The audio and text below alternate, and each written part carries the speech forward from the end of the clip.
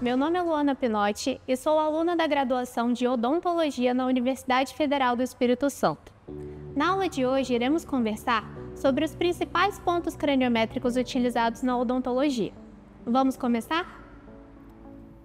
Os pontos craniométricos são pontos de referência utilizados na odontologia para fazer medições do crânio.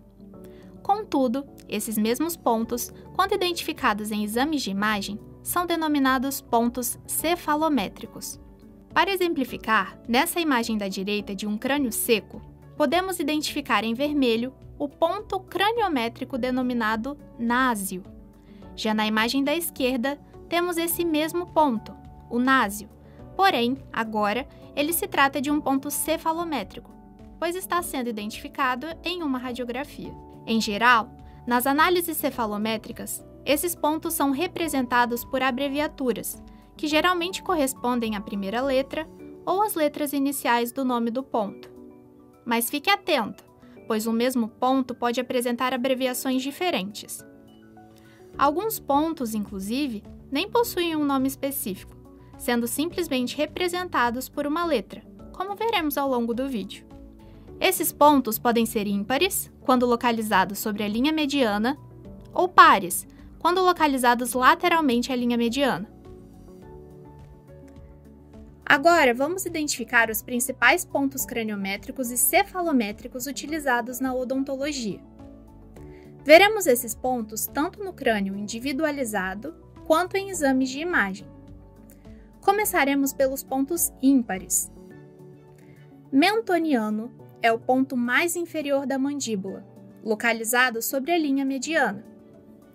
Gnáceo é o ponto localizado na face anterior da mandíbula, na bissetriz do ângulo formado pelo plano que passa pela margem inferior da mandíbula e uma tangente que passa na área mais anterior do mento.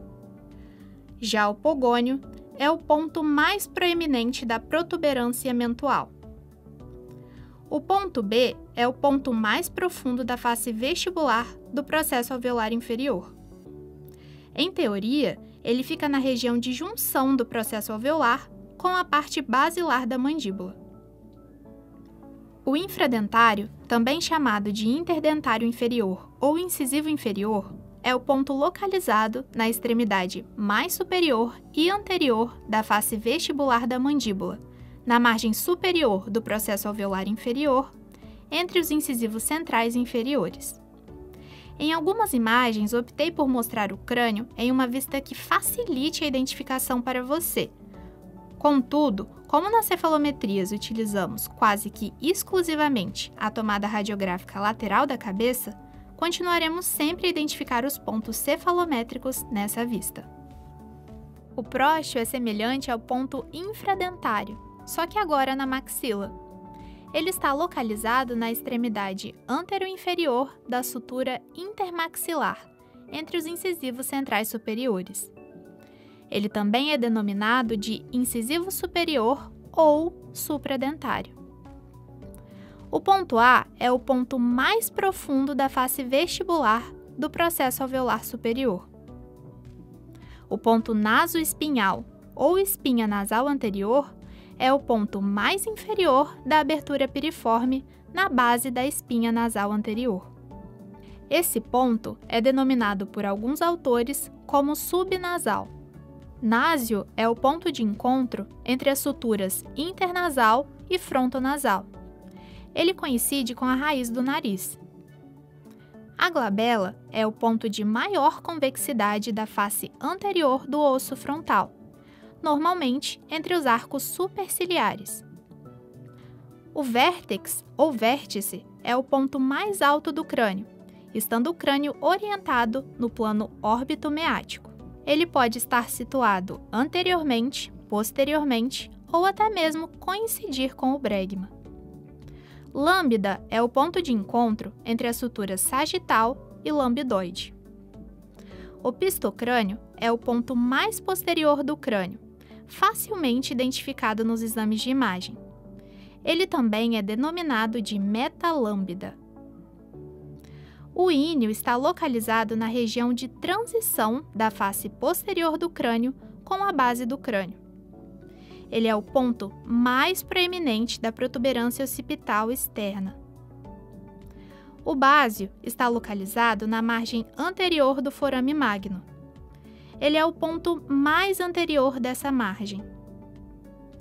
Espinha nasal posterior é o ponto mais posterior do palato duro e que coincide com a espinha nasal posterior. Ele também pode ser chamado de estafíleo. Ponto S é o ponto localizado no centro geométrico da cela turca. Esse ponto não tem contato com o osso, portanto, existe apenas como ponto cefalométrico. Agora vamos falar sobre os pontos pares, ou seja, aqueles que se encontram um em cada lado do crânio. Mas fique bem atento, pois na maioria das vezes irei mostrá-los apenas em um dos lados das imagens. O gônio está localizado no ângulo da mandíbula, na bissetriz formada pelos planos que tangenciam as margens posterior e inferior desse osso. O orbitário está localizado na margem infraorbital. Ele é o ponto mais inferior dessa margem. Póreo é o ponto mais superior do meato acústico externo.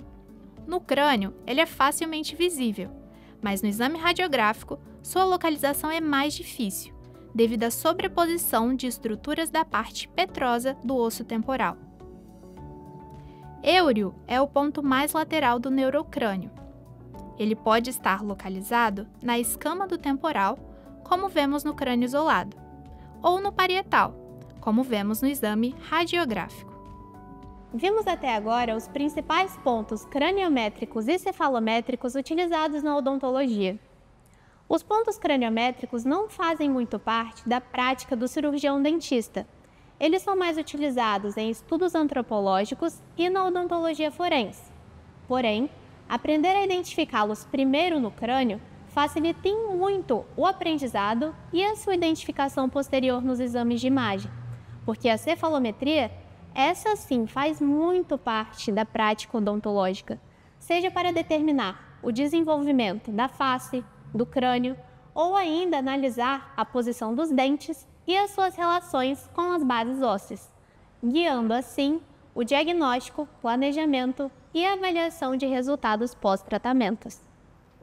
Nessa radiografia, vamos simular um exame cefalométrico, mas é importante entender que existem inúmeras e diferentes maneiras de fazer uma análise cefalométrica.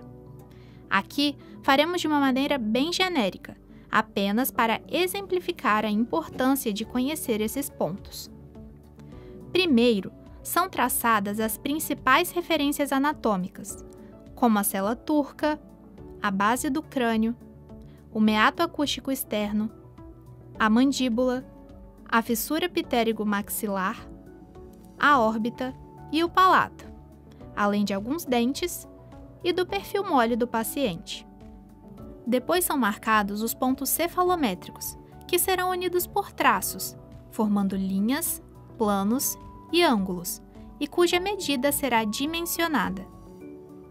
Os valores são comparados a valores normais, e de acordo com o resultado obtido, teremos o diagnóstico cefalométrico. Finalizamos por aqui e espero que vocês tenham aproveitado essa videoaula. Caso tenha ficado alguma dúvida ou alguém queira adicionar alguma informação a essa videoaula, deixe aqui nos comentários. Até a próxima!